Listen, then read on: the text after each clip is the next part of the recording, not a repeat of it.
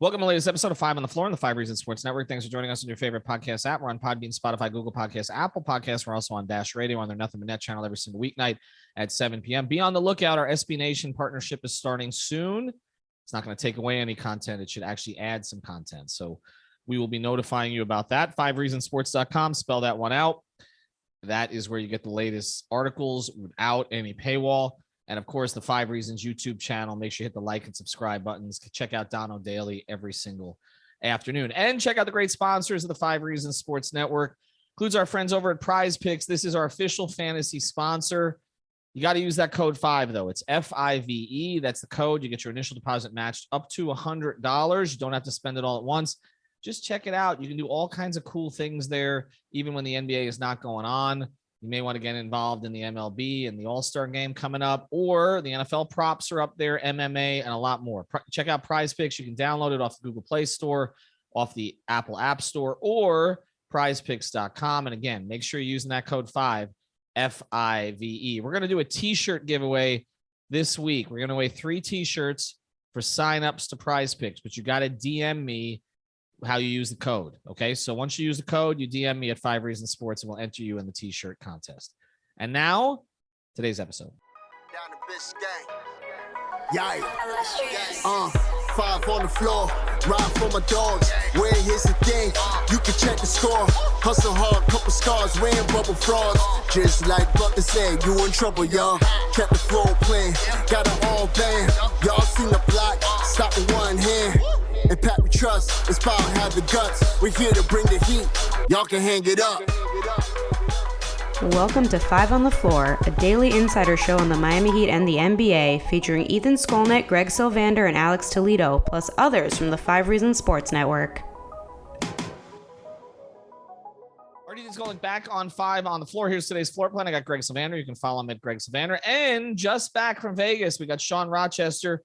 You can follow him at SRochesterNBA on Twitter. And Sean, again, was at Summer League in Vegas, up close and personal. You followed his work, I'm sure, on his Twitter account as he was out there. And what we're going to do today, we're just going to get into how these players look, what the fits may be. I know we've talked about Jovic a little bit. We're going to get into a little bit more detail about him, but also Marcus Garrett. We are going to do a couple of different episodes this week. Tomorrow, we'll probably get to the Eastern Conference and what it looks like right now, whether the Heat have fallen behind. And yes, we are monitoring, of course, the Kevin Durant and Donovan Mitchell situations. I do want to mention one thing today, because basically another of Greg's reports was verified. There was a report today that circulated that the Heat had made an offer to Donovan Mitchell. Greg has reported that. And it was offer for Donovan Mitchell, and it was deemed insufficient. This was, of course, prior to the Gobert trade. This is not new information if you've been listening to us, but again, it was confirmed elsewhere. All right, so let's get to it. Sean, I just want to let's go to this, and we're going to go backwards on this. Okay, other than Jovic or Marcus Garrett, who jumped out to you the most there? And again, you did a sort of a preview article before you went out there, so you had a feel for a lot of these players. Yeah, the guy besides those two was definitely Haywood and Highsmith. And Haywood, first of all, I think seeing him in person up close for the first time, he's a lot bigger than I really realized. The defensive potential that I guess I didn't know he had. I looked at him more as like a shooter. Obviously, he has a long wingspan, but I really didn't know that he had that physical strength and the tenacity that he showed on defense. I came away super impressed by him. And actually, Tony Schwartz, that was out there also, before we talked about this when we were leaving, he was like, wow, Haywood Highsmith. So we both left kind of impressed by the same guy. Let's get into the specifics of his situation, Greg. So what contractually, let's go through some of these guys, because we know obviously last year what happened with Strus and what he ended up becoming. What's Highsmith's situation?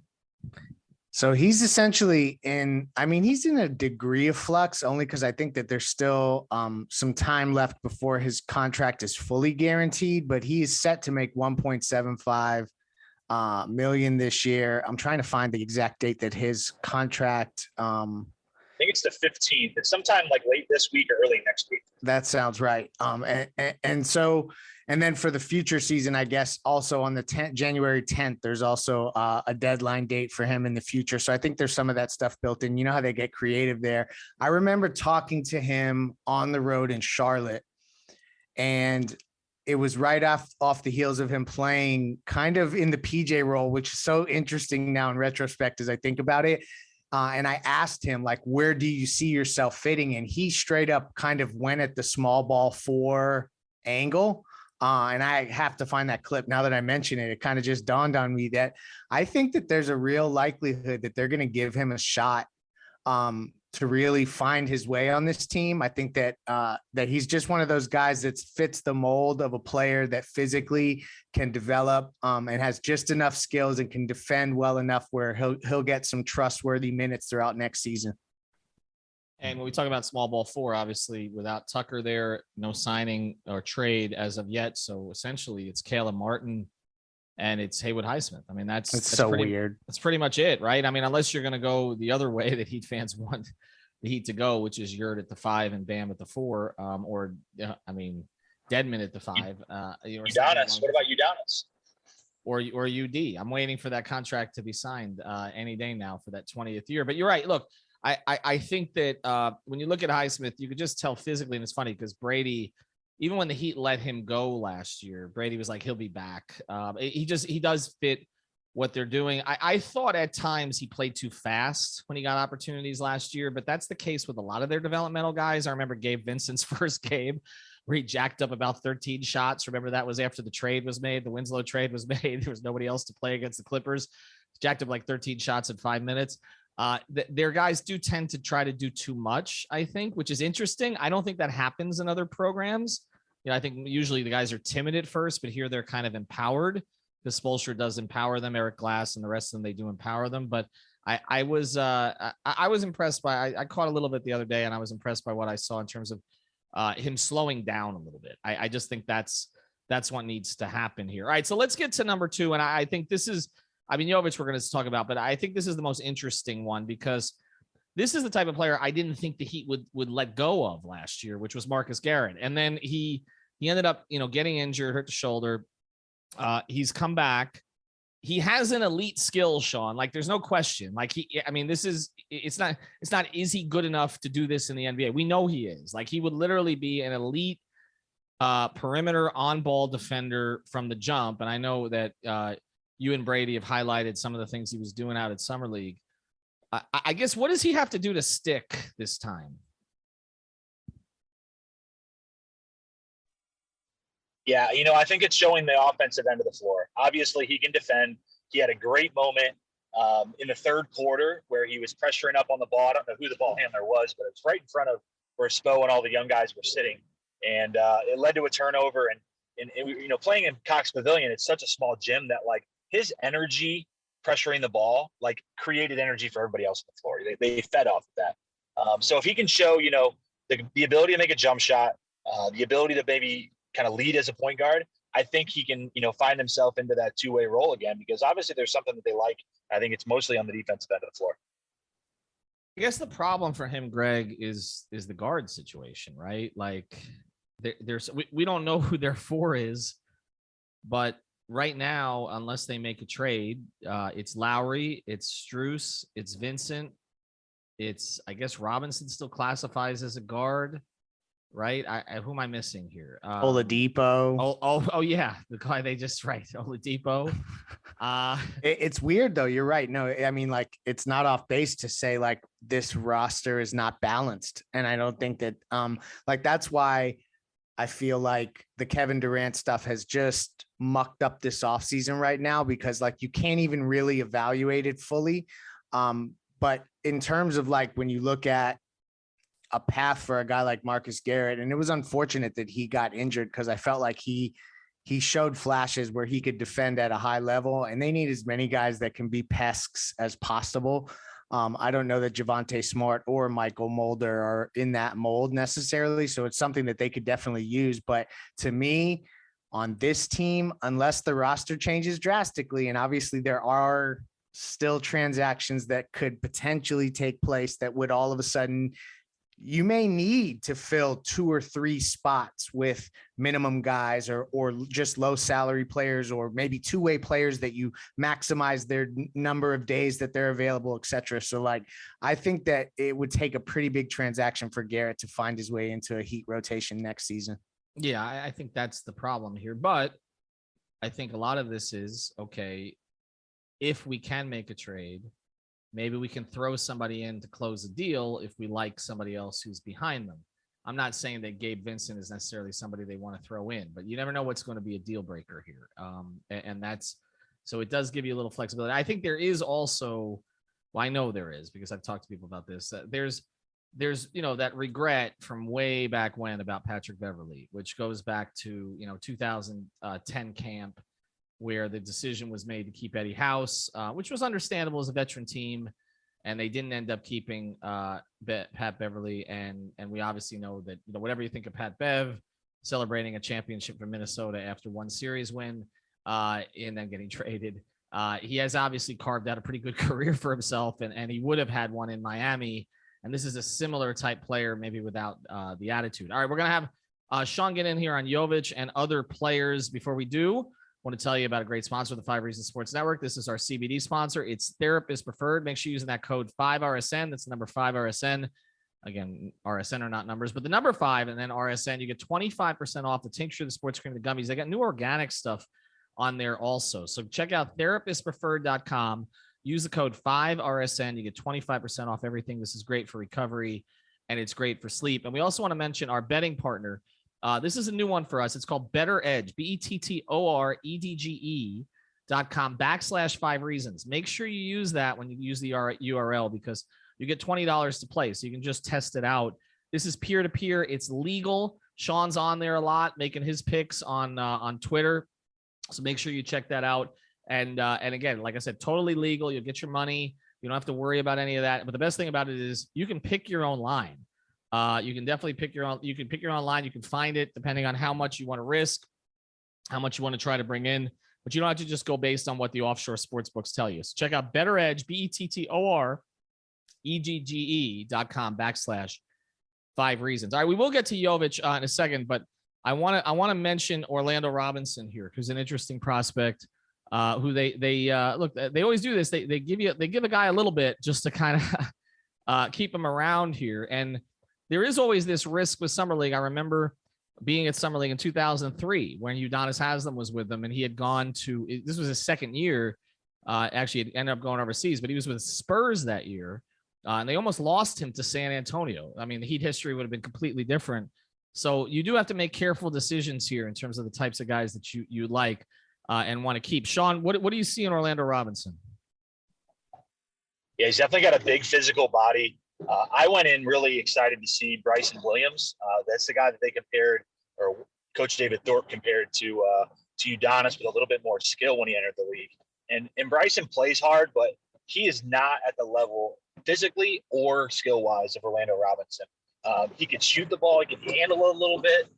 He just seems like a very smart offensive player.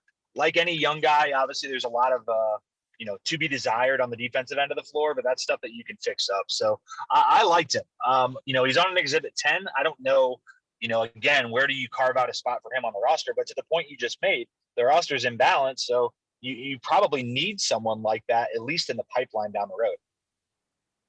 Yeah, the Exhibit 10s, again, they make good use of these typically.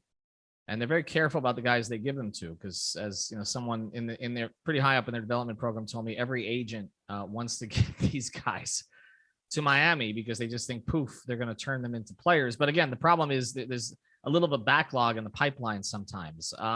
Where do we see him, Greg? I mean, I think that the likely path for him would be to play well enough in training camp that he ends up being one of their two-way prospects. I think otherwise he'll end up in the G League playing for Sioux Falls, and they will keep him in the system. They've paid him as such where, if I'm following this correctly, this is per Spotrac, $1 million this season. It's a 1-year deal, would make him restricted next season. I think it's obviously contingent upon him making the team, but I'm sure that there's portions of that are already guaranteed, because that's how you convince a guy to take a contract like that, come to training camp, accept the guaranteed money that comes with that opportunity, and you don't have him poached in the midst of summer league. So they do like him as a big man. I haven't seen enough of him to be convinced yet, but like Sean said, I do like that he flashed certain things So I think it's worth taking a flyer, but he's not a guy that I expect to see like in a Heat uniform next year unless things have gone really south. All right, let's get to the guy that most people care about. And we have to do this for bookkeeping purposes. I guess it's 3 weeks until he could be traded now, right? Because you had to wait a month since his signing. So Nikola Jovic drafted 27th overall. Obviously a prospect with a lot of offensive upside. Even Pat Riley said we won't have to coach him up on the defensive end. He seemed more like a Spoelstra draft pick to me. Than a Riley draft pick when he was chosen. He's a little different than types of players, but one episode we never really got to, Greg, we were going to talk about is kind of the shift change inside the organization, that they are looking more for guys with offensive skill and then teach them defense, as opposed to what they've traditionally done. I think back to the Rodney Magruders of the world, where, okay, this guy has, and I guess Marcus Garrett would be of that type too, which is, defensive. And then, all right, we'll teach them to shoot. They at least want to bring in more guys that are the other direction now, a little more offensive versatility, give Spoelstra more to work with. You saw him up close, Sean. We obviously saw struggles first couple games, not in Vegas, but, before he got to Vegas. But then he kind of broke out a little bit. So what did you think watching him?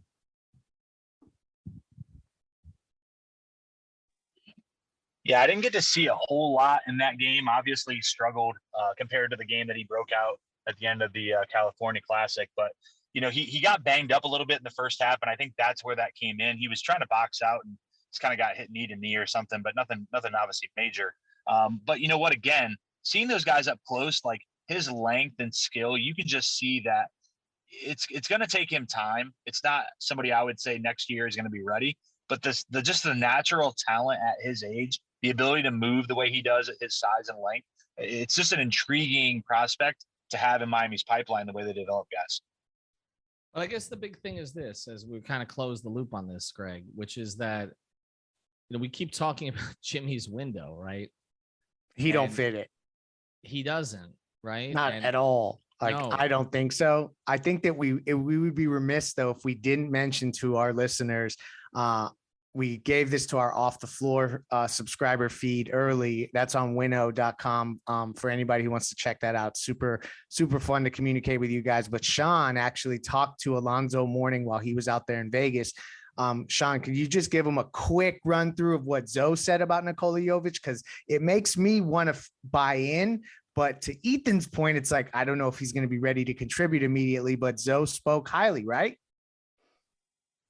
Yeah, it was pretty interesting. At halftime of the game, I just went over to say hello, and he was very, very positive. And not that I would expect him to be negative about him by any means, but just the way that he spoke on him, the things that he's seen him do, the ability that he has, you just can tell that they believe in him. He just needs to develop his body. He needs to catch up to the speed of the game at the NBA, but he's 19 years old. So that's all expected stuff. But, I agree with Greg. Like, I didn't go in not thinking that he was a good pick, but after hearing that really, cemented it for me in the belief that he's going to be a good player. Well, and Zoe has expressed certain preferences for certain players. Zoe was a huge supporter of Bam from the very beginning. Zoe was also the guy that didn't really want the organization to trade Jay Rich at the time. I'm not saying for Jimmy, but just in general, he was always a big supporter of Josh Richardson. He has certain players he likes. What's interesting about him liking Jovic so much is that Jovic's strength is on the opposite side of the floor from where Zoe kind of made his money, right? I'm not that Zoe was a bad offensive player. Obviously, he averaged 20, so he wasn't. But I'm just saying that Zoe built his reputation and his foundation on the defensive end. And this is a guy that they're going to need to coach up on that end. But I think he's an interesting prospect. I just keep coming back to the same thing. Like their timeline is Jimmy's timeline. And so I still wonder, even if in 3 weeks, if there's something that has to happen in August, if he's going to be here. I look at so many players on this team as sweeteners for trades at this point. We know the Dwayne Dedmon contract is a sweetener for a trade, not necessarily for the player, but just to fill the cap space. Duncan Robinson is a sweetener for trade at this point. We're going to get into this much more tomorrow, but when you look at the Eastern Conference right now, and you look at, I think Boston made two very strong moves to solidify their roster. I love the Brogdon move. That's exactly what they needed, was a guy who could play on and off the ball. And so the Smart doesn't have to do that. Gallo won't stay healthy, but they needed another scorer in the front court. I like that move. Chicago re-signing their guys, getting some development from people in-house. Obviously Philadelphia gets stronger with PJ, and Harden taking the cheaper contract is going to make things easier for them. Milwaukee did not get worse. Okay. I think that I like Joe Ingles. We'll see. I like Joe Ingles for them. I think he's a good, really good complimentary player for them. So you look at all that, and then, I wasn't taking Brooklyn seriously regardless. So you look at the rest, you look at those teams and you're like, all right, I mean, in Jimmy's window, I mean, that's the thing. And I just, we talk about internal development. Tick tock, right. Tick tock. I like Highsmith, but okay. I mean, maybe he's a back end rotation player this year, right? Like you said, Marcus Garrett probably not going to play. Orlando Robinson probably, as Sean said, probably a year out. You said probably a year out from being, a significant contributor in any way. And Jovic, as we've all said, probably at least a year or two away. So, I mean, unless Strus and Vincent have much higher upsides than I think we think they do, they need to make a move. I mean, that's where I'm at right now. I think that's where they're at. Sean, I'll let you close because you saw this up close. You obviously you saw Spo out there. I know Vincent was out there. Hero. There was good Heat representation. There typically is. I know Andy was out there. Just your general thoughts as you leave Vegas. Yeah, I mean, I think to the point that you just made, like, I was very excited and very impressed by Haywood Highsmith, but that's the context of what we have on this Heat Summer League roster.